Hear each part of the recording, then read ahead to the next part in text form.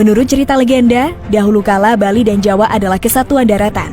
Namun karena perjanjian antara Sidi Mantra dan Naga Basuki, dua pulau tersebut terpisah. Alkisah di Kerajaan Daha, Kediri, Jawa Timur, hidup seorang Brahmana bernama Empu Sidi Mantra yang dikenal sakti mandraguna. Sang Hyang Widya atau Batara Guru menghadiahkan Brahmana harta dan seorang istri yang cantik jelita. Setelah beberapa tahun menikah, Empu Sidi Mantra dikaruniai seorang anak lelaki yang gagah dan tampan bernama Manik Angkeran. Manik Angkeran tumbuh sebagai anak yang pandai, namun sayang ia sangat menyukai judi. Kehidupan Empu Sidi Mantra tidak tenang dibuat oleh anak sematawayangnya. Manik Angkeran kerap mempertaruhkan harta kekayaan orang tuanya dan berhutang kepada orang lain ketika kalah berjudi. Banyak orang yang mendatangi rumah Empu Sidi untuk menagih hutang atas pinjaman yang digunakan Manik Angkeran berjudi. Karena sudah tak mampu membayar hutang-hutang tersebut, Manik Angkeran memohon bantuan kepada sang ayah. Akhirnya Sidi Mantra berpuasa dan berdoa memohon bantuan kepada para dewa.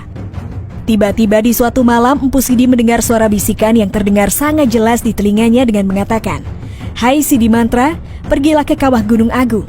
Di sana ada harta karun yang dijaga oleh seekor naga bernama Besuki. Mintalah naga tersebut untuk memberikan sebagian hartanya tersebut." Keesokan harinya Empu Sidi berangkat menuju Gunung Agung. Selama perjalanannya Empu Sidi mampu mengatasi semua gangguan yang terjadi. Berjalan cukup jauh sampailah Empu Sidi di tempat yang ditujunya. Ia duduk bersila di tepi kawah Gunung Agung sambil membunyikan bel dan membaca mantra serta memanggil nama Naga Besaki. Menyadari kedatangan Empu Sidi, Naga Besaki keluar. Sidi Mantra kemudian mengutarakan maksud dan tujuan ia pergi menemui Naga Besaki. Mendengar ungkapan hati Sidi Mantra, Naga Besaki merasa iba dan kemudian menggeliat dan dari sisik-sisiknya keluar emas dan berlian. Sidi Mantra sangat senang dan berterima kasih kepada sang naga. Sesampainya di rumah, Empu Sidi memberikan emas dan berlian tersebut kepada Manik Angkeran guna melunasi hutang-hutang judinya. Manik Angkeran berjanji tidak akan berjudi lagi. Ucapan Manik Angkeran dipercayai oleh sang ayah.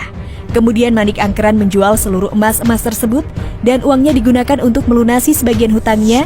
Melihat jumlah uang yang cukup banyak, Manik Angkeran tergiur untuk menggunakan uang sisa tersebut untuk bermain judi kembali.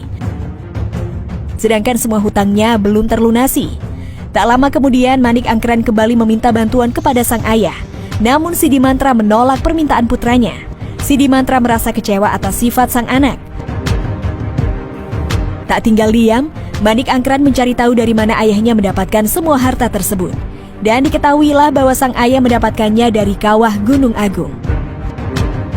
Ia pun mencuri lonceng milik ayahnya dan menemui Naga Besuki. Setiba di Gunung Agung, Manik menyembunyikan lonceng milik ayahnya. Sang naga pun keluar dari dalam kawah. Manik Angkeran pun terlihat sangat ketakutan. Mendengar keinginan Manik Angkeran, Naga Sugi berkata, "Aku akan memberikanmu harta, namun kamu harus berjanji untuk mengubah perilakumu dan ingat hukum karma."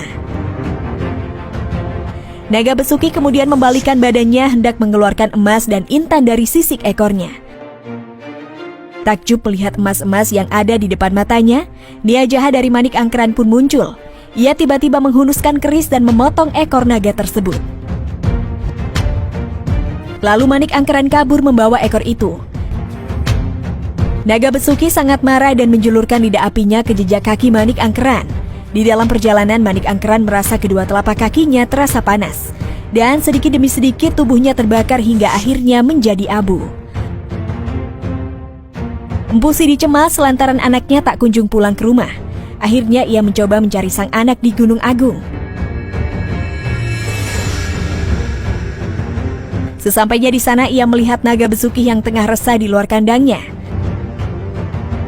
Sang naga mengatakan agar Sidi Mantra tak perlu lagi mencari putranya karena ia telah membinasakan Manik Angkeran yang pergi membawa ekornya tersebut. Terjadilah kesepakatan antara Sidi Mantra dengan Naga Besuki, yaitu Manik Angkeran akan dihidupkan kembali apabila ekor sang naga dikembalikan. Manik Angkeran kemudian hidup kembali dan ditemukan oleh Sidi Mantra. Keduanya menemui naga besuki dan mengembalikan ekornya. Naga besuki meminta kepada Manik Angkeran untuk bersungguh-sungguh menaati perintah sang ayah. Akhirnya ia pun menyetujui hal tersebut. Sidimantra pun mengatakan kepada anaknya untuk tinggal secara terpisah dan ia harus hidup sendiri. Dengan kekuatannya Sob, Sidimantra menggunakan tongkat dan menoreh tanah membuat garis besar antara ia dan anaknya Manik Angkeran yang telah hidup kembali. Garis yang mulanya hanya garis biasa itu kemudian melebar sehingga tergenangi oleh air laut dan lama-kelamaan menjadi selat. Selat itulah Sob yang kini dikenal dengan nama Selat Bali. Nah Sobat Asik, itulah legenda asal mula Selat Bali.